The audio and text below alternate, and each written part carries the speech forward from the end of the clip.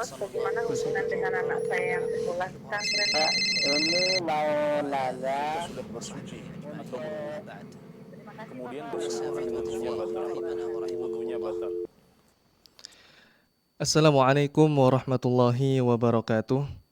Alhamdulillahi ala ihsanih wa syukru lahu ala taufiqihi wa amtinanih. Asyhadu an la ilaha illallah ta'ziman li sya'nih wa asyhadu anna Muhammadan abduhu wa rasuluhu ad-da'i ila ridwanih. Salawatullahu alaihi wa man sara ala nahjihi amma ba'd. Para pemirsa dan juga pendengar setia Fatwa TV dimanapun Anda berada, senang rasanya bisa bertemu kembali dengan Anda semuanya dalam keadaan sehat walafiat di dalam program kesayangan kita semuanya, yaitu program live interaktif yang berjudul Bekal Muslim, yang dimana insya Allah akan disampaikan secara langsung oleh guru kita, yaitu Ustadz Dr. Muhammad Arifin Badri Hafizahullah Ta'ala.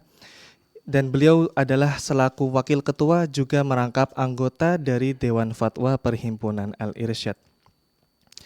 Para pemirsa dan juga pendengar setia Fatwa TV dimanapun Anda berada, insya Allah dalam 1 jam ke depan kita akan menimba ilmu bersama, mendapatkan faidah-faidah bermanfaat bersama, dan oleh karenanya mari kita persiapkan hati kita dengan sebaik mungkin. Kita persiapkan niat ikhlas kita, niat lurus kita untuk menggapai ilmu yang telah Allah sediakan untuk kita semuanya. Dan terkhusus insya Allah pada kesempatan kali ini kita akan membahas seputar bekal muslim bersama dengan Ustadz Dr. Muhammad Arifin Badri Hafizahullah Ta'ala. Dan Alhamdulillah beliau sudah hadir di tengah-tengah kita semuanya, tepatnya di studio Jember. Marilah kita sapa beliau terlebih dahulu. Assalamualaikum Ustaz. Waalaikumsalam warahmatullahi wabarakatuh. Masya Allah. Gimana kabarnya Ustaz? Alhamdulillah, taib, barakallah. Gimana antum, sehat ya? Alhamdulillah Ustaz. Ahlan, Senang sekali bisa bertemu dengan Assalamualaikum. antum lagi Ustaz. Masya Allah. Barakallah. Barakallahu fikum Ustaz. Baik, para pemirsa dan juga pendengar setia Fatwa TV dimanapun Anda berada, tak lupa juga kami menyapa seluruh pendengar setia yang ikut tergabung mendengarkan acara kami dari radio-radio yang tergabung oleh RTVC. Di antaranya adalah Radio Binbas Yogyakarta, kemudian Radio Sahabat Tegal, kemudian ada Radio MD FM Probolinggo, dan juga ada Radio Amuba Pangkal Pinang, dan juga kemudian ada Radio Sago FM Sumbar, dan berikutnya ada Radio Gema FM Bontang, kemudian ada Radio Albina FM AM Bekasi, dan juga ada Radio Tuah FM Riau, kemudian ada Radio Madinah Caruban, dan juga ada Radio Dai Tengaran, dan yang terakhir ada Radio Mas FM Sragen. Para pemirsa dan juga pendengar setia Fatwa TV dimanapun Anda berada, sebelum memasuki sesi di mana kita mendengarkan nasihat indah dari guru kita, kami mempersilahkan kepada seluruh pemirsa dan juga pendengar yang ingin bertanya secara langsung mengenai tema program Bekal Muslim kepada guru kita Ustadz Dr. Muhammad Arifin Badri bisa melalui 2 cara, yaitu cara yang pertama bisa melalui telepon WA kami, yaitu di nomor 0821 706087, atau bisa juga melalui telepon satelit kami, yaitu 0331 5446087. Baik, berikutnya adalah marilah kita mendengarkan dan juga menyimak nasihat indah dari guru kita semuanya, yaitu Ustadz Dr. Muhammad Arifin Badri. Kepada beliau, tafadhol Ustadz. Baik, barakallah fiik. Assalamualaikum warahmatullahi wabarakatuh. Alhamdulillah. Wassalatu wassalamu ala Rasulillah wa ala alihi wa ashabihi wa man wala ma ba'du. Kaum muslimin dan muslimah, pemirsa Fatwa TV dan penyimak dimanapun Anda berada. Alhamdulillah, Allah Subhanahu wa Ta'ala menjadikan kita bagian dari umat Nabi terakhir, Nabi yang paling sempurna, Nabi yang paling mulia. Dan Allah Subhanahu wa Ta'ala menjadikan kita bagian dari umat yang paling mulia di sisi Allah Subhanahu wa Ta'ala. Kuntum khairu ummatin ukhrijat linnas. Kalian adalah sebaik-baik umat yang terlahir bagi generasi manusia semuanya. Namun, sekedar menjadi bagian dari umat Nabi Muhammad SAW, sekedar menjadi bagian dari umat Islam, Apakah itu cukup menjadi bekal untuk kemudian kita bahagia dunia, bahagia di akhirat? Tentu tidak. Karena sekedar bersama mereka, orang yang beriman, itu tidak menjadikan kita betul-betul kemudian beriman. Sekedar hidup bersama orang bahagia, kemudian kita bisa bahagia. Sekedar hidup dengan orang kaya, kemudian kita bisa kaya. Tentu tidak. Sampai kita meneladani mereka. Sampai kita mengikuti jejak mereka, mengikuti langkah mereka. Orang yang berhasil dan betul-betul mampu meneladani orang sukses, orang bahagia, meneladani orang soleh, mereka lah yang beruntung. Mereka lah yang beruntung. Karena itu jangan puas dengan sekedar saya beragama Islam. Saya umatnya Nabi Muhammad SAW. Kalau ternyata amaliyah kita, tutur kata kita, ideologi kita tidak selaras ya, tidak mencerminkan akan kehidupan umat Nabi Muhammad SAW ataupun kehidupan orang yang beragama Islam. Betapa banyak dalam Al-Quran dan juga dalam hadis Nabi SAW kita mendapatkan bahwa ada orang-orang yang merasanya dia adalah menjadi orang yang paling baik, bahkan mungkin tidak ada yang lebih baik dibanding dirinya. Namun faktanya tidak demikian. Ya ma'asyara man amana bilisani wa lam yadkhul imanu qalbah. Nabi SAW misalnya memberikan teguran keras kepada orang yang merasa dirinya sempurna, sehingga hobinya, seleranya, nafsunya itu kepuasan adalah dengan cara mengorek, mencari, dan kemudian mengekspos aib, kekurangan orang lain. Ya ma'asyara man amana bilisan wa lam yadkhulil imanu qalbah. Orang yang beriman dengan lisannya namun iman itu belum menyatu dengan jiwanya. La tatabba'u auratil muslimin. Janganlah kalian mencari-cari aib, mencari-cari kekurangan umat Islam. Karena kalau itu Anda lakukan, faman tatabba'a auratil muslimin, siapapun yang telah dengan sadar mencari-cari aib, kekurangan orang yang beriman, tataba'allahu auratih. Tataba'allahu auratahu. Allah akan balas dengan hal yang sama. Allah akan korek, Allah akan cari-cari, Allah akan buka, Allah akan ekspos dosa dan aib dia. Wa man tataba'allahu auratahu. Barang siapa yang aibnya telah Allah korek, Allah ungkap, Allah ekspos, maka Allah akan permalukan dia. Walaupun dia sedang berada di tengah keluarganya, Allah akan permalukan dia di tengah keluarganya sendiri. Karena itu kaum muslimin dan muslimah, daripada kita girang melihat kekurangan orang lain, mengetahui dosa orang lain, akan lebih bijak bila kita itu terus menangisi kesalahan dan dosa kita. Akan lebih bijak bila kita menginventaris dan kemudian membersihkan diri kita dari dosa-dosa yang telah terlanjur terjadi. Sehingga dengan demikian Allah Subhanahu wa taala akan merahmati kita. Dan dengan demikian Allah Subhanahu wa taala akan menambah hidayahnya kepada kita. Karena siapapun yang akhirnya merasa dirinya suci, sedangkan yang lainnya kotor, merasa dirinya sempurna, sedang dirinya yang lainnya adalah kurang, itu adalah orang-orang yang sombong, dan Allah SWT tidak suka dengan orang yang sombong. Bahkan sebaliknya, orang yang sombong itu biasanya akan dipermalukan, akan dibuka kekurangan dan cacat serta aibnya di hadapan banyak orang. Akhirnya dia pun akhirnya menyadari bahwa dirinya bukan orang paling sempurna. Wallahu ta'ala alam. Ustaz, atas pemaparannya.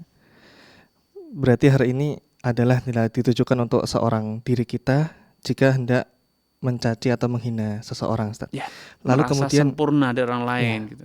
Lalu kemudian bagaimana jika kita di posisi sebagai korban, Ustaz? Terkadang ada orang yang merasa lebih tinggi dari kita, kemudian orang tersebut menghina kita, dan apa yang harus kita lakukan pertama, dan kemudian apakah boleh jika kita mendoakan hal-hal buruk sedangkan kita mengetahui semuanya bahwa orang terdolim itu doanya makbul, Ustaz? Bagaimana, Ustaz? Ya. Ini bagian dari merasa suci ya. Merasa suci sehingga kita merasa terdolimi. Merasa kita dipermalukan. Bisa jadi emang kita itu adalah orang-orang yang tidak tahu malu. Bisa jadi kita itu orang-orang yang tidak tahu diri. Bisa jadi kita itu adalah orang rendah namun merasa direndahkan. Padahal betul-betul rendah ya. Karena bergelimang dalam dosa dan maksiat. Kita orang kotor merasa dikotori. Padahal faktanya kitalah yang menodai diri kita sendiri dengan dosa perbuatan maksiat itu. Karena itu pembelaan itu bukan pilihan utama. Harusnya kita itu introspeksi diri. Baik. Bisa jadi orang itu menegur kita dengan cara yang kurang elegan. Itu adalah tanggung jawab dia dengan Allah SWT. Tapi kalau kemudian itu adalah faktual, nyata, benar, ya kita terima. Karena al-hikmatu dhalatul mu'min. Suatu kebenaran itu bagaikan barang kekayaan yang hilang dari kita. Sehingga ketika ada yang mengantarkannya, menunjukkannya kepada kita, kita akan berterima kasih. Rahimallahu mura'an ahda ilayya uyubi. Semoga Allah SWT merahmati orang yang dengan sukarela menunjukkan kepadaku kekurangan dan kesalahanku. Karena dengan mengetahui itu berarti kita akan introspeksi diri. Namun kedua, kalau ternyata memang kita tidak salah, kita itu tidak berbuat dosa namun difitnah, dituduh, maka bukan berarti itu alasan bagi kita untuk meluapkan ya emosi dan amarah serta dendam. Itu adalah peluang dari ibadah lain yang terbuka Allah tunjukkan kepada kita. Itu peluang memaafkan, peluang bersabar. Karena siapapun dari kita tidak mungkin luput dari gangguan orang lain. Masya Allah. Ya, wallahu ta'ala. Jazakumullah khairan Ustaz atas pemaparannya. Baik, kita menuju ke pertanyaan pertama dari website, yaitu Assalamualaikum warahmatullahi wabarakatuh. Izin pertama bertanya Ustaz. Saya A kemudian punya anak buah B. A memberi hutang pakan ikan ke B dengan perjanjian jika panen ikan dijual pada A sebelum masa panen, B ingkar janji ketahuan dengan pihak A menjual sebagian ikannya pada C sebelum masa panen yang ditentukan. Setelah masa panen yang ditentukan tiba, pihak B baru menjual ikannya pada pihak A. Qadarullah, setelah dipanen hasilnya rugi, dan setelah dirinci dari beberapa kali panen, pihak B mengalami kerugian kurang lebih 360 juta. Dan qadarullah juga pihak B meninggal dunia. Akhirnya pihak A berinisiatif menyewa kolam pihak B dengan sistem sewa dengan kesepakatan 15 juta per tahun dengan harapan uang yang 360 itu bisa kembali pada pihak A. Pertanyaannya, zalim tidak cara pihak A ini jika hasil panen kolam tadi sudah menutup kerugian, maka kolam dikembalikan ke keluarga pihak B. Dan juga jika pengelolaan ada kerugian, maka ditanggung pihak A dari kerugian tersebut. Atau jika dalam waktu dekat, waktu tertentu ada kelapangan, maka kolam dikembalikan. Bagaimana Ustaz? Baik, barakallahu fiik wa atabakumullah. Semoga Allah SWT menambahkan taufik dari kepada Anda, keluarga dan juga seluruh pemirsa dan penyimak dimanapun Anda berada. Dari alur cerita yang tadi disampaikan bahwa memang B ini berarti telah berkhianat karena telah menjual hasil atau ikannya kepada selain yang disepakati. Ya. Yang kedua,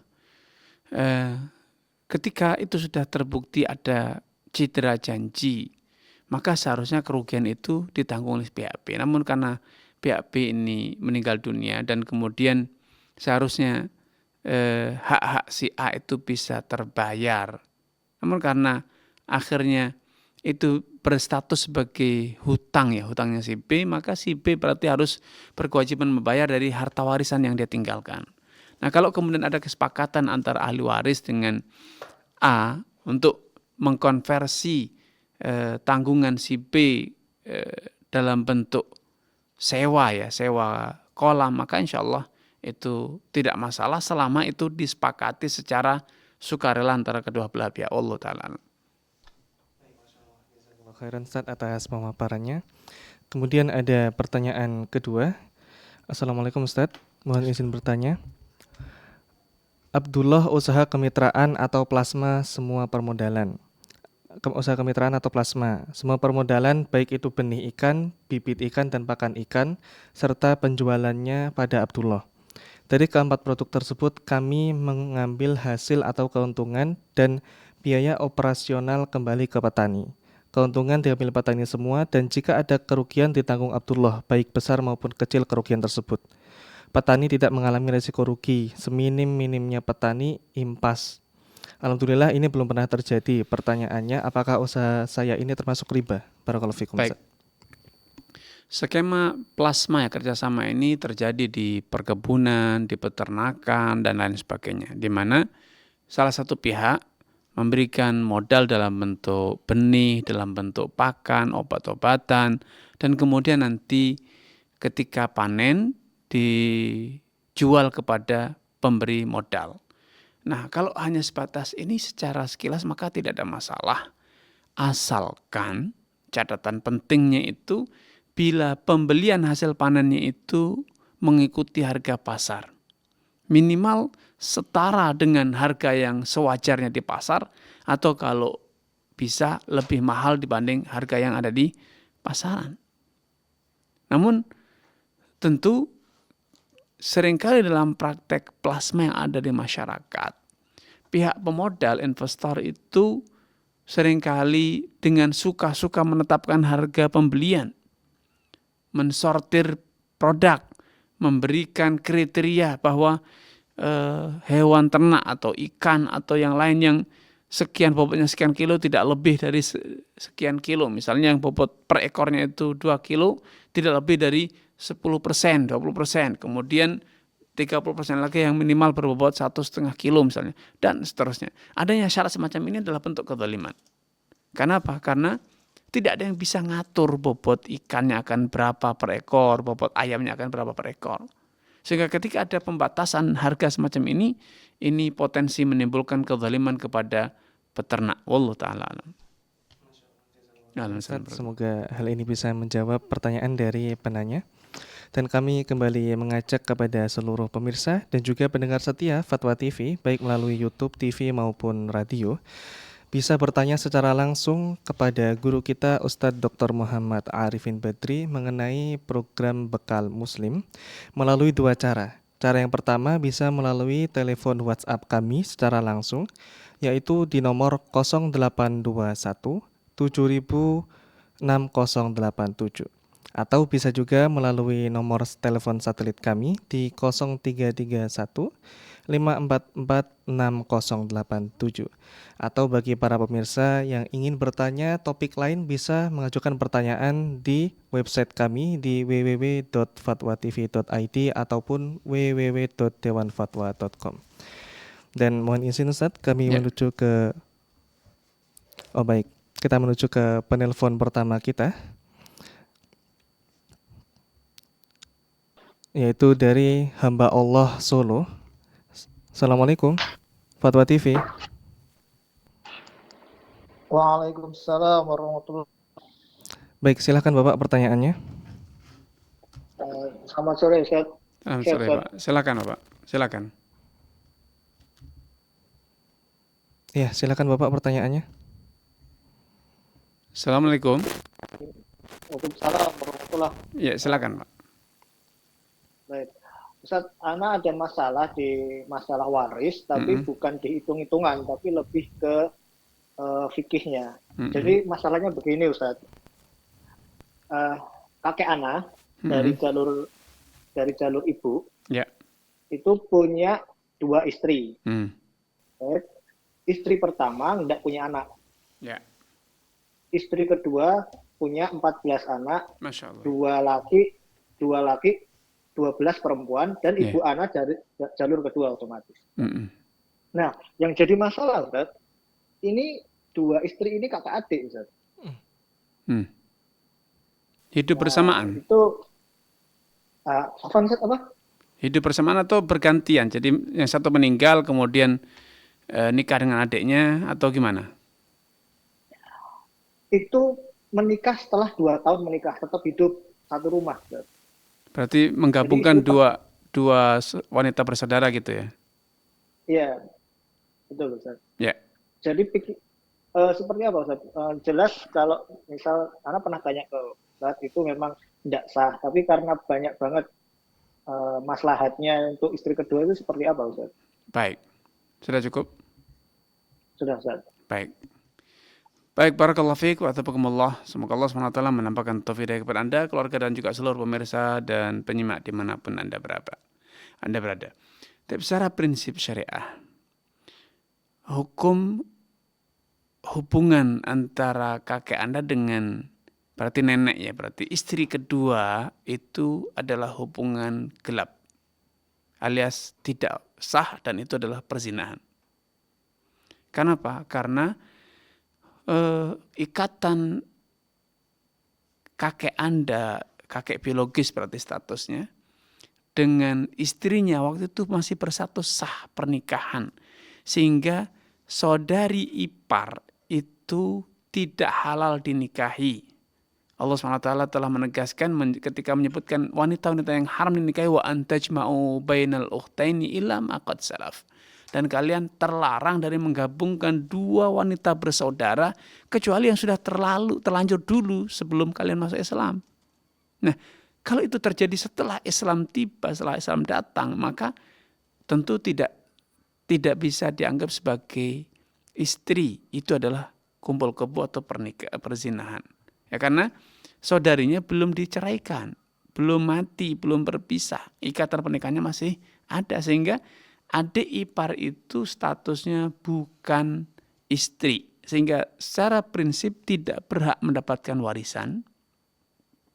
Karena jalur waris itu dari jalur nasab, dari anak, bapak, saudara, paman, cucu, atau dari jalur pernikahan dan ternyata nenek Anda tidak dinikahi secara syar'i. Itu hubungannya kumpul kebo. Kemudian yang ketiga adalah kalau seseorang itu menjadi majikannya budak. Nah, nenek Anda tidak ada hubungan, tidak ada satu dari ketiga kriteria ini. Maka nenek Anda tidak berhak mendapatkan waris. Apapun alasannya.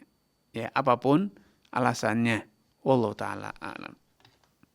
Baik, jazakumullah khairan Ustaz atas pemaparannya dan semoga hal ini bisa menjawab pertanyaan dari Bapak Abdullah dari Solo. Dan kita menuju ke berikutnya yaitu Bapak Abdullah dari Jawa Barat. Assalamualaikum Fatwa TV. Baik, silahkan Bapak pertanyaannya. Assalamualaikum Ustaz. Waalaikumsalam warahmatullahi wabarakatuh. Izin bertanya Ustaz mengenai tentang saya punya saudara. Saudara tersebut, beliau punya anaknya ini 3 Ustaz. Jadi anak yang pertama itu laki-laki, lahir sebelum beliau nikah gitu Ustaz. Alias hubungan di luar nikah ya. Betul Ustaz. Nah, lalu anak yang kedua ini yang perempuan, kalau yang pertama itu kan udah berumah tangga. Yang perempuan ini belum berumah tangga. Yang mau saya tanyakan, kalau nanti orang tuanya ini tidak ada, apakah kakaknya yang laki-laki ini sah nggak untuk menikah jadi wali warisnya nanti? Jadi wali nikahnya. Wali nikahnya. Betul Ustaz. Baik. Iya, Ustaz. Sekali lagi makasih Ustaz. Assalamualaikum warahmatullahi wabarakatuh.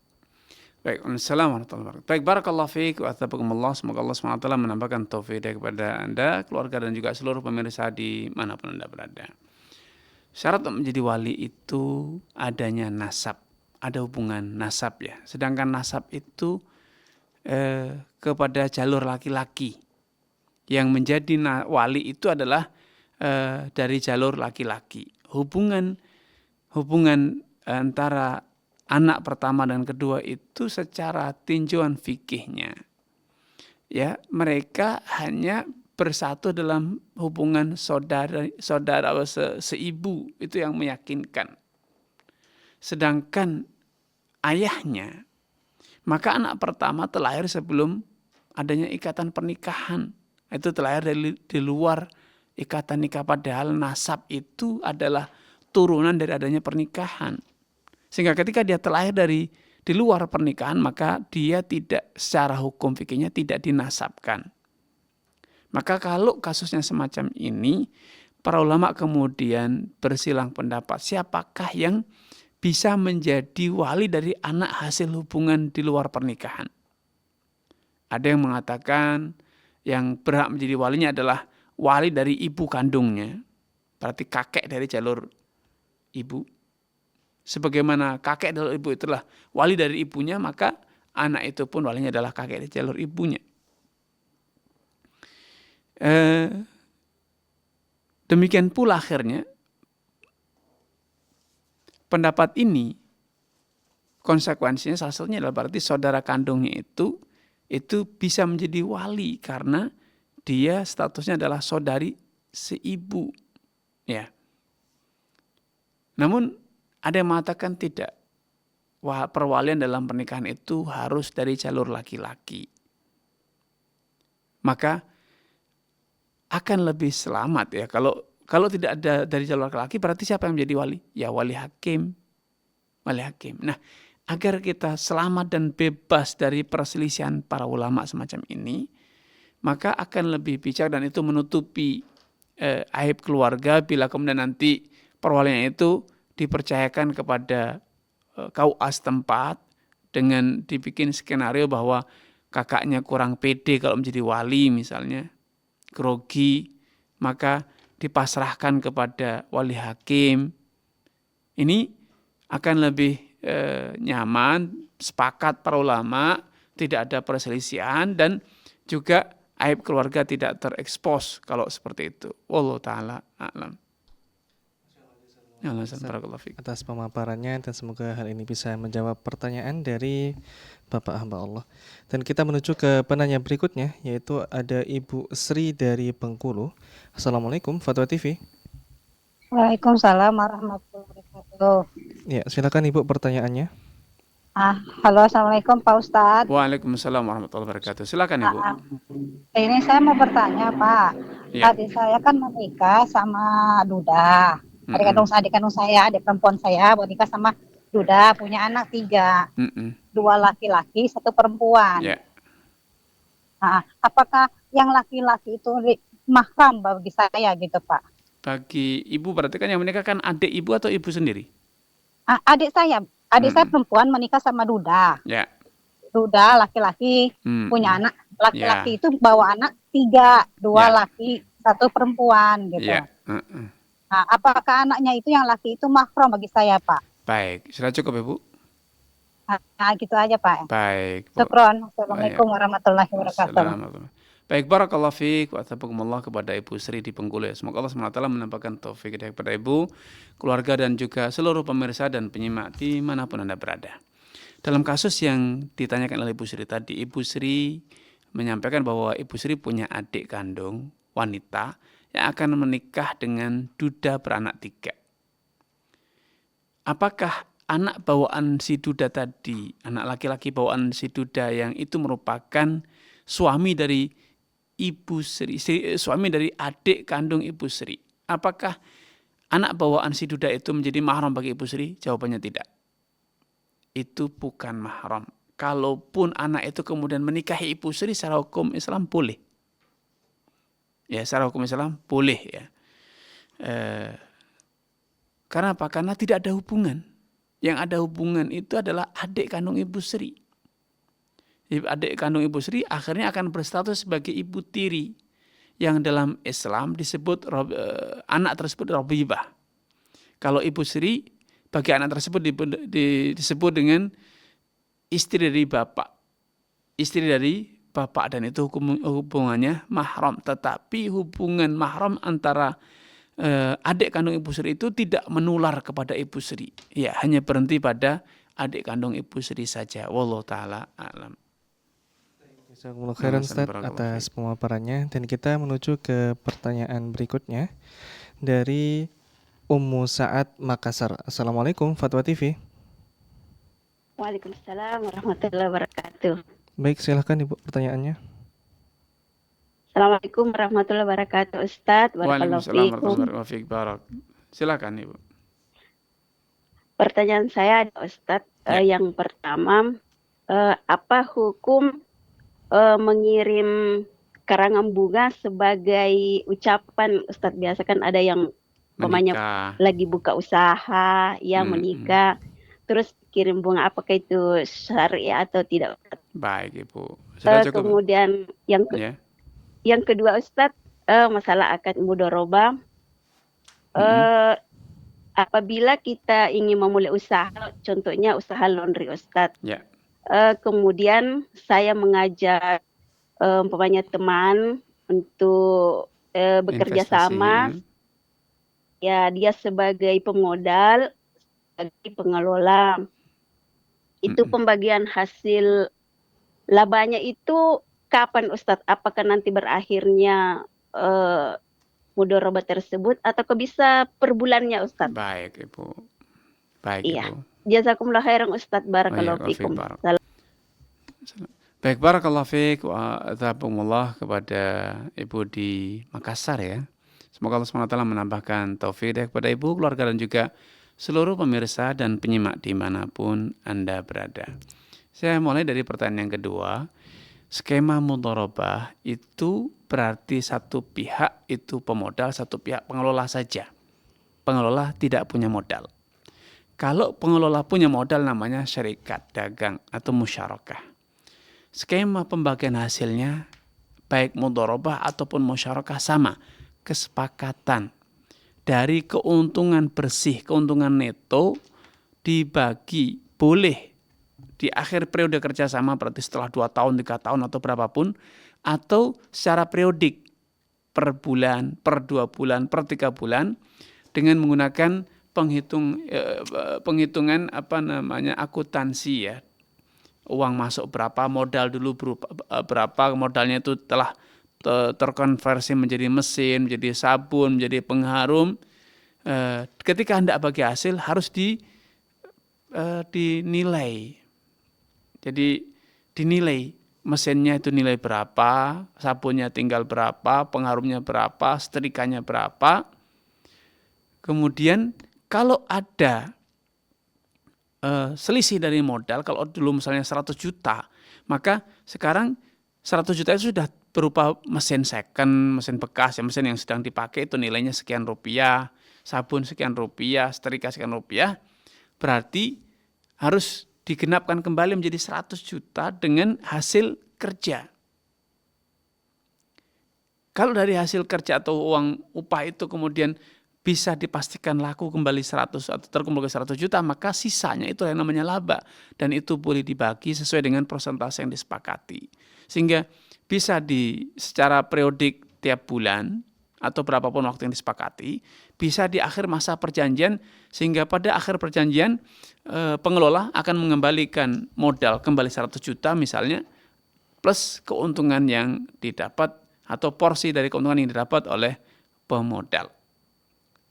Kemudian pertanyaan yang pertama tadi tentang hukum mengirim karangan bunga. Mengirim karangan bunga ya. Allah Subhanahu wa taala menegaskan wala tubadzir tabdzira. Janganlah engkau melakukan perbuatan yang mubadzir, sia-sia. Nah, hari ini zaman modern ya, komunikasi, ucapan itu sudah bisa dilakukan, tidak harus datang dengan media komunikasi hari ini. Ya, dengan WA ataupun yang lain. Sehingga kalaupun kita berjauhan, ucapan itu selamat itu bisa diungkapkan dengan hal-hal yang semacam itu. Apalagi karangan bunga itu paling sehari 2 hari akan segera dibuang. Padahal nilainya bisa jadi ratusan ribu, bisa jadi 400, bisa jadi 700 sesuai dengan tingkat kesulitan dekorasinya dan juga bunga. Kadang kalau itu bunga yang basah mahal. Ya, maka daripada dananya digunakan untuk hal-hal yang secara syariat itu kurang manfaat ya, akan lebih baik bila itu disedekahkan kepada fakir miskin atau yang lain. Sedangkan untuk ucapan selamat dan seterusnya itu akan lebih berguna, bermanfaat bila kita wujud dalam bentuk doa, semoga sukses, semoga berhasil, semoga lancar. Atau kalaupun memang harus menggunakan ucapan, ya kita bisa pakai banner yang lebih murah, misalnya gitu. Namun ini adalah sebuah tradisi ya, tradisi yang masuk ke masyarakat kita, yang sebelumnya masyarakat kita di daerah-daerah itu tidak kenal yang semacam itu. Namun sekarang sampai pun di desa-desa sudah mulai menggunakan karangan bunga. Padahal manfaatnya ya tidak begitu bermanfaat. Kalau kita mau support, kita mau apresiasi ya, itu semuanya sudah bisa terlaksana, terekspresi dengan apa?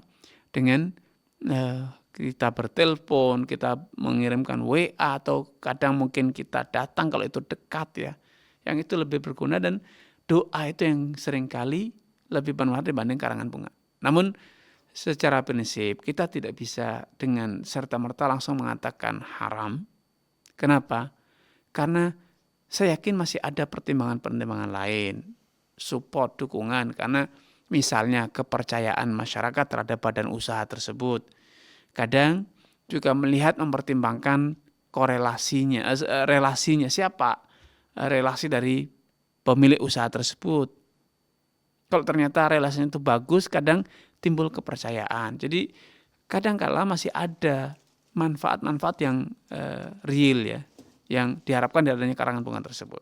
Karena itu ini hanya sekedar ajakan kita untuk berpikir lebih realistis, lebih bermanfaat ya. Kita bisa disedekahkan dananya untuk orang yang lain yang membutuhkan, karena betapa banyak lalu lalang kaum miskin melewati di tempat tersebut dan mereka menyaksikan bagaimana bunga itu kemudian dipreteli, dibuang oleh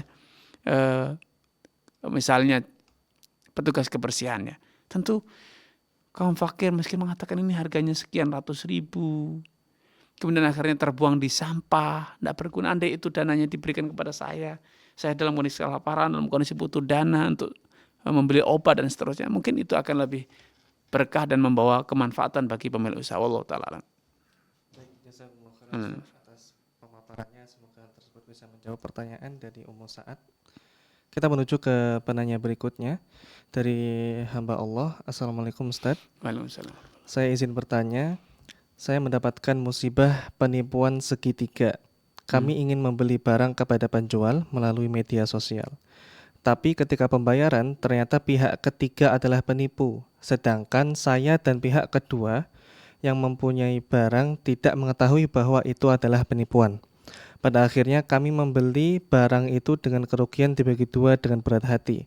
Si penjual jadi jual murah, sedangkan kami membeli harga yang mahal.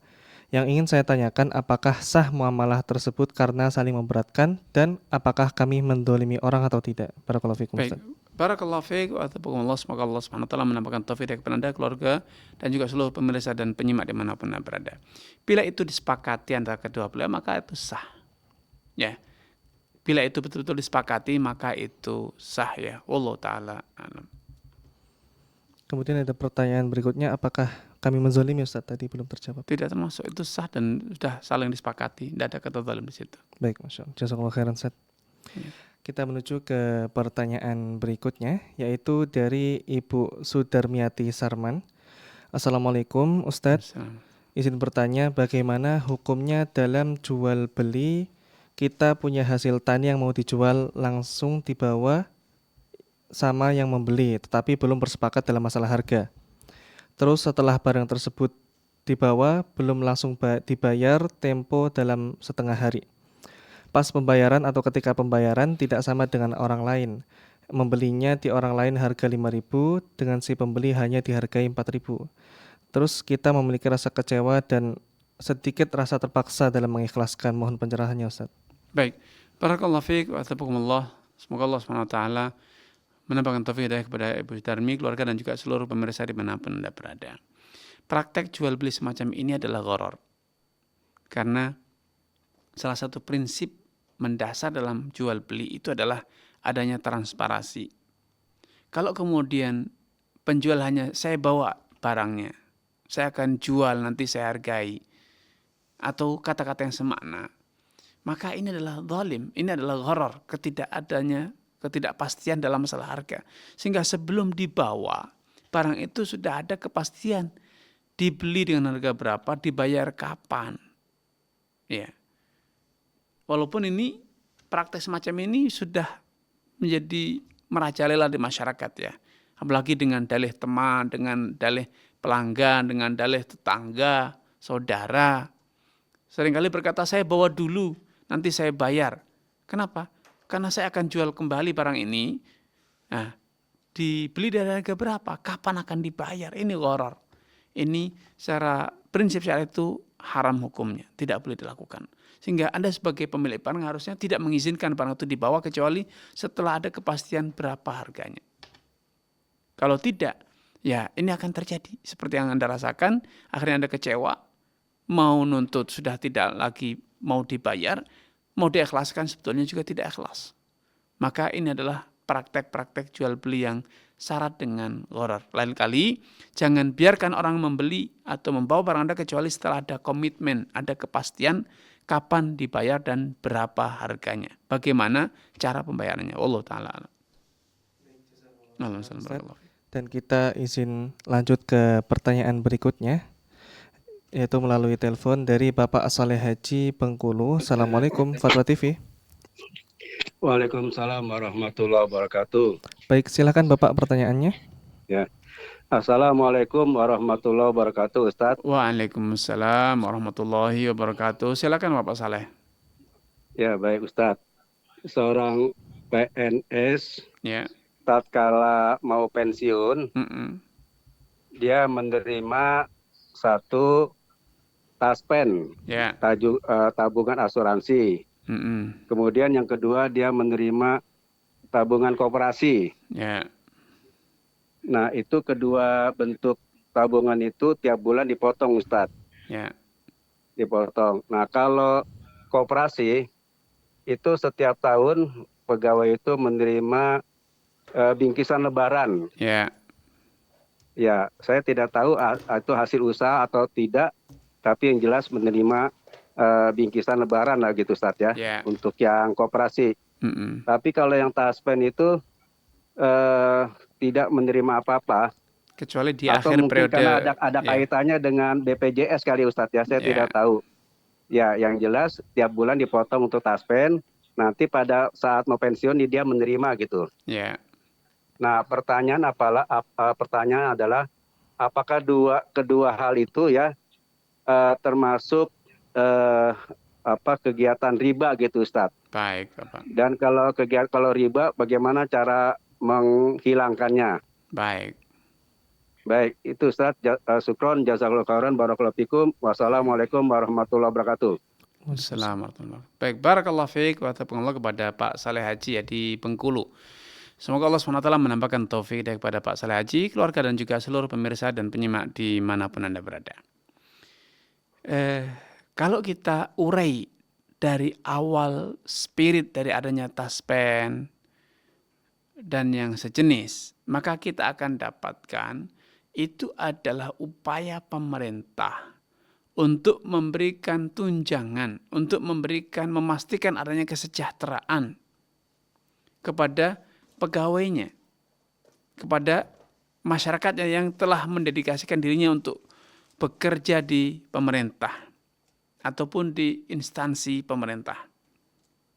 Nah, tadi disampaikan oleh Pak Saleh Haji bahwa dana itu dipotong. Ya, itu dana itu belum pernah diserahkan kepada pegawai ya. Yang diterima hanya slip gaji, ada potongan BPJS, ada potongan taspen, dan ada potongan ini dan itu. Tapi secara faktual tidak pernah diterima secara fisiknya ya. Maka sejatinya ini boleh dianggap sebagai pemberian dari pemerintah. Walaupun pemerintah menggunakan sistem akuntansi yang sedemikian rupa sehingga terkesannya bahwa dana itu sudah menjadi milik karyawan, milik PNS. Padahal faktanya tidak pernah diterima. PNS hanya menerima slip gaji yang itu secara kertas. Maka secara prinsip berapapun yang diterima oleh PNS di akhir periode jabatannya atau masa baktinya, maka itu sejatinya adalah bentuk hibah dari pemerintah. Ada pokok, ada pengembangannya, semua itu halal untuk digunakan karena itu adalah upaya pemerintah untuk memberikan jaminan sosial di akhir masa tua setelah berlalunya masa produktif dari PNS tersebut. Maka itu insya Allah halal. Adapun koperasi sebetulnya itu bukan kewajibannya, walaupun akhirnya secara de facto juga akhirnya mau dibilang rela atau tidak, intinya akhirnya semua anggota dianggap ikut dalam koperasi tersebut. Tapi itu bukan dikelola oleh pemerintah, dikelola oleh biasanya asosiasi ataupun perkumpulan karyawan. Nah, karena ini bukan karena dananya sudah diterima dulu dan seterusnya, maka biasanya ini adalah bentuk dari bagian dari pengembangan usaha Apalagi spirit koperasi itu dari anggota untuk anggota, sehingga dipungut dari anggota, dikelola oleh anggota sendiri. Memang spiritnya baik, tujuannya baik untuk meningkatkan kesejahteraan bagi anggota. Namun seringkali koperasi-koperasi yang ada itu menggunakan skema simpan pinjam. Ada salah satu usahanya adalah simpan pinjam. Anggota menyimpan dana, kalau ada anggota yang butuh dana, pinjam. Nah, ini yang menjadi masalah. Kalau koperasi itu kemudian pada kegiatan itu dari murni bisnis, jual beli, menyewakan, maka secara garis besar itu baik, bagus ya. Yang perlu diluruskan adalah adanya skema keanggotaan yang kalau dalam Islam seharusnya menggunakan skema musyarakah, sehingga peserta pertama, anggota pertama itu nilai sahamnya akan terapresiasi sehingga lebih tinggi. Anggota yang sudah puluhan tahun tentu tidak sama kontribusinya terhadap kegiatan usaha koperasi dengan anggota yang baru hari pertama atau tahun pertama ya. Padahal nanti ujung-ujungnya ketika lebaran nanti parselnya sama, SHU-nya juga sama antara anggota lama dengan yang baru. Padahal tentu dalam skema masyarakat tidak demikian. Ini pembagian ini kurang fair. Sehingga sistem koperasi yang ada di negara kita ini, wallahu ta'ala menurut saya itu kurang fair karena anggota yang sudah puluhan tahun diperlakukan sama dengan anggota yang baru setahun atau 2 tahun. Wallahu ta'ala alam. Ustaz atas pemaparannya dan semoga hal tersebut bisa menjawab pertanyaan dari Bapak Soleh Haji. Dan kita menuju ke pertanyaan berikutnya, hamba Allah dari DKI Jakarta. Assalamualaikum Ustaz. Waalaikumsalam. Izin bertanya Ustaz, saya sudah menikah, selama ini saya tidak pernah tahu pekerjaan suami, kegiatan suami di luar rumah, bahkan harta suami disimpan dimanapun saya tidak tahu. Apakah yang suami saya lakukan ini dibenarkan? Dan kemudian gaji suami saya tidak pernah ingin tahu karena memang bukan hak istri. Namun untuk pekerjaan suami, apakah saya tidak boleh tahu juga? Apakah pekerjaan itu rahasia pribadi? Dan bagaimana jika saya sudah mempunyai anak dan bekerja, apakah orang tua tidak boleh tahu pekerjaan anaknya? Barakallahu fikum Ustaz. Baik, barakallahu fiik wa athabakumullah. Semoga Allah SWT menambahkan taufik kepada Anda, keluarga dan juga seluruh pemirsa dimanapun Anda berada. Secara tinjauan hukum, maka itu tidak termasuk dari hak ataupun kewajiban istri dan suami.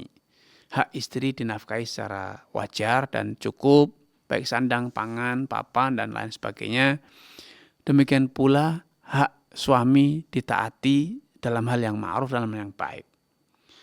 Dari mana suami mendapatkan harta itu bukan kewajiban yang harus disampaikan dan juga bukan hak istri yang boleh dituntut untuk tahu. Akan tetapi hubungan rumah tangga kalau dibangun dari sekedar hak dan wajib, hak atau kewajiban tentu itu gersang sekali. Tentu gersang sekali. Seharusnya rumah tangga itu jauh daripada itu, ada ta'awun, tolong-menolong, ada keterbukaan. Kalau tidak lagi terbuka dengan istri, akan terbuka dengan siapa? Kalau tidak lagi percaya dengan suami, akan percaya dengan siapa? Kalau tidak mau dengar nasihat saran dari istri, mau dengar saran dari siapa lagi? Akankah harmonis rumah tangga yang suaminya tidak mau peduli dengan masukan istrinya? Dan istri juga tidak tahu menahu tentang susah payahnya suami bekerja. Ini tentu rumah tangga yang gersang sekali.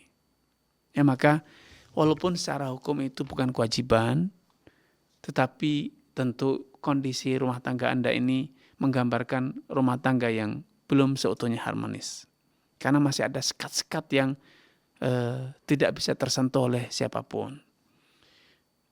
Dari keduanya. Kemudian, kalau orang tua dengan anak, tentu orang tua dan anak beda dengan suami dan istri. Orang tua punya kewajiban memastikan anaknya terhindar dari perbuatan dosa, bekerja di tempat yang halal, bekerja dengan cara-cara yang halal. Itu bagian dari tanggung jawab orang tua. Adapun hubungan suami istri, ya jelas hak dan kewajiban masing-masing. Itulah yang mengikat antara keduanya. Namun sekali lagi, hubungan suami istri kalau hanya berhenti pada wajib atau tidak wajib, hak atau bukan hak, maka tentu itu rumah tangga yang sangat gersang, tidak akan indah. Saya bisa berikan ilustrasi seperti ini. Kalau Anda punya kendaraan Anda itu hanya terdapat hal-hal yang primer dari sebuah kendaraan. Ada roda, ada setir, ada kursi, ada pintu, ada jendela, ada spion. Maka tentu mobil Anda tidak indah. Tidak nyaman dikendarai. Tidak ada AC-nya. Kursinya pun terbuat dari baja keras. Kemudian tidak ada audionya, tidak ada interiornya, eksteriornya. Maka mungkin orang akan berkata itu lebih layak disebut gerobak dibanding kendaraan. Walaupun mungkin bisa melaju dengan cepat. Ya, tetapi tidak akan indah. Rumah Anda pun demikian. Bila rumah Anda itu hanya terdiri dari unsur yang wajib saja. Yang penting ada tembok, ada pintu, ada jendela. Ya, ada toiletnya, cukup. Maka rumah Anda tidak akan indah. Rumah Anda mungkin lebih tepat dibilang benteng. Atau minimal pos jaga. Rumah Anda akan terasa indah, asri, enak. Kalau ada bunganya, ada tamannya, ada dekorasinya. Padahal itu bukan wajib. Maka mari kita berpikir bahwa semua itu akan menjadi indah. Bila kita melangkah lebih jauh bukan sekedar wajib atau hak. Tetapi kita berbicara tentang hal yang itu mungkin kalau secara tinjauan hukum itu mubah. Boleh-boleh saja. Sunnah pun tidak. Tetapi ketika kita bisa memenuhi, melangkah lebih dari sekedar wajib atau hak, sampai kepada hal yang mubah, yang seharusnya tidak harus, tapi demi keharmonisan, demi keindahan rumah tangga, maka kita lakukan. Maka rumah tangga kita itu akan indah ya. Maka sekali lagi saya ingatkan, adanya keterbukaan dari suami istri, ada saling kepercayaan, ada empati, kepedulian dari kedua belah pihak, ya sehingga rumah tangga itu betul-betul baiti janati, surgaku itu ada dalam rumahku. Wallahu taala alam. Khairan Ustaz atas pemaparannya dan semoga hal ini bisa menjawab pertanyaan dari penanya.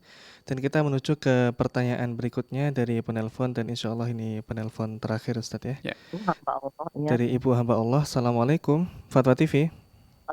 Waalaikumsalam warahmatullahi wabarakatuh. Baik, silakan Ibu pertanyaannya. Assalamualaikum Pak Ustadz. Waalaikumsalam warahmatullahi wabarakatuh. Silakan Ibu. Ini Pak, saya mau tanya. Ya. Saya tuh kan yang punya sedikit harta ya. Uang 70 jutaan, terus dengan emas tuh 65 gram. Nah, itu sudah termasuk ke ini enggak Pak?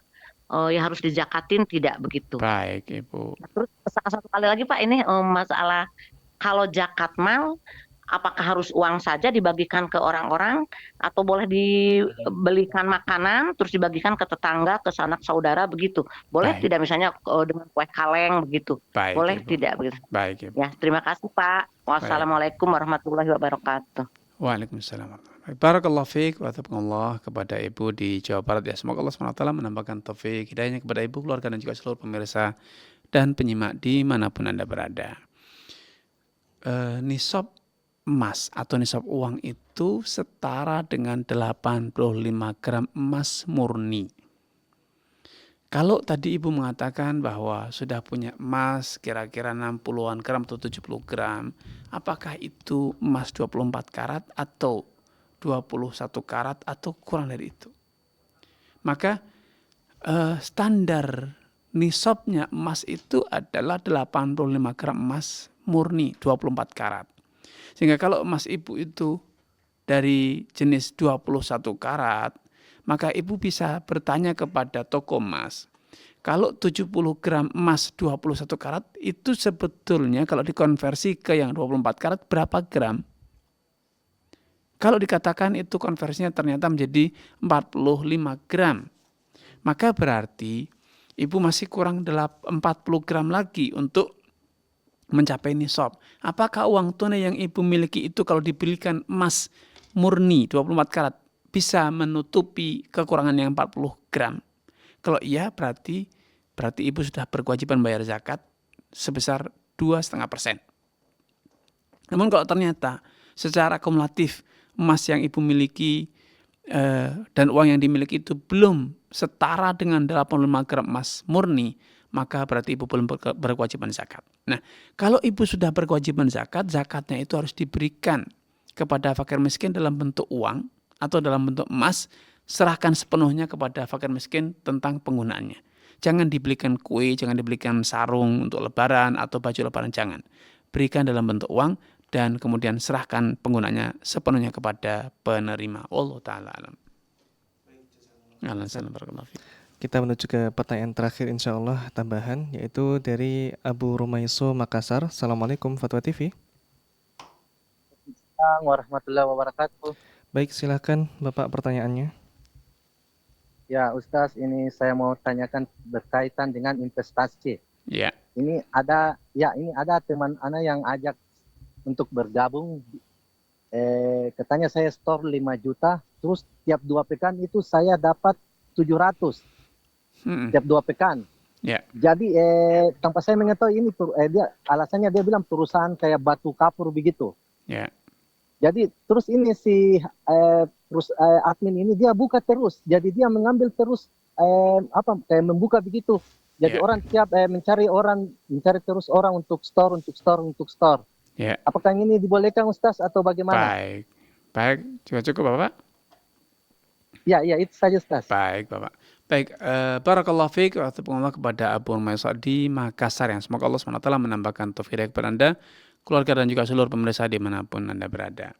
Pertama, ini adalah investasi yang sangat mencurigakan. Tidak layak untuk dipercayai, karena namanya investasi itu harus ada kejelasan digunakan untuk usaha apa. Yang kedua, harus ada laporan keuangan dari kegiatan usahanya. Berapa keuntungan yang betul-betul akhirnya didapat di periode bulan tersebut atau periode 3 bulan tersebut. Bukan bongkoan, bukan pasrah begitu saja. Dan yang ketiga, dalam skema investasi, investor bukan hanya berhak menerima bagian hasil, tapi juga berhak menerima saham. Karena keuntungan investor itu bukan hanya bagi hasil, tetapi juga apresiasi terhadap saham usaha. Bisa jadi kalau usaha itu dijual, bisa jadi nilainya berlipat ganda. Sehingga keuntungannya bukan hanya sekedar bagi hasil, tapi juga kepemilikan atas saham tersebut, usaha tersebut. Nah, kalau yang terjadi hanya sekedar mencari investor nanti bagi hasilnya flat, itu bisa jadi gali lubang tutup lubang. Jadi dana orang kedua akan sebagainya diberikan kepada investor pertama, dianggap sebagai bagi hasil, nanti akan sampai pada satu titik di mana klimaks ketika tidak ada lagi yang investasi atau jumlah investasi itu sudah mengecil, tidak lagi bisa dibagikan kepada investor yang lain, maka disitulah pada titik kulminasinya akan terjadi ledakan di mana Anda baru akan sadar bahwa Anda ternyata kena skema ponzi, penipuan ya. Wallahu ta'ala alam. Baik, jazakumullah khairan Ustaz atas pemaparannya, dan ini juga termasuk dari pertanyaan terakhir pada sesi kali ini. Kami ucapkan jazakumullah khairan kepada seluruh pemirsa dan juga pendengar setia Fatwa TV dimanapun Anda berada yang berkenan untuk mendengarkan live kali ini hingga akhir waktu. Dan kami juga mengajak kepada seluruh pemirsa dan juga pendengar Fatwa TV dimanapun Anda berada untuk mengikuti program-program live interaktif kami yang tersedia dari hari Senin hingga hari Jumat. Dan bagi para pemirsa dan juga pendengar setia Fatwa TV yang ingin bertanya melalui website kami seputar muamalah ataupun ibadah ataupun hal-hal lainnya, bisa bertanya melalui website www.dewanfatwa.com. Dan insya Allah setelah ini malam nanti insya Allah akan ada konsultasi Islam dengan Ustadz Dr. Musyafa Ad-Darini hafizahullah ta'ala. Dan juga kami mengajak kepada seluruh para pemirsa dan juga pendengar Fatwa TV untuk berta'awun pada kebaikan, yaitu yang berkenan untuk menyalurkan dananya, hartanya untuk dakwah sunnah ini bisa melalui rekening yang tertera. Kembali lagi kami ucapkan jazakumullah khairan. Kami selaku pembawa acara mohon izin undur diri mewakili seluruh kru yang bertugas pada hari ini. Sekian, jazakumullah khairan. Assalamualaikum warahmatullahi wabarakatuh. Ya Allah. Terus bagaimana hubungan dengan anak saya yang sekolah di pesantren?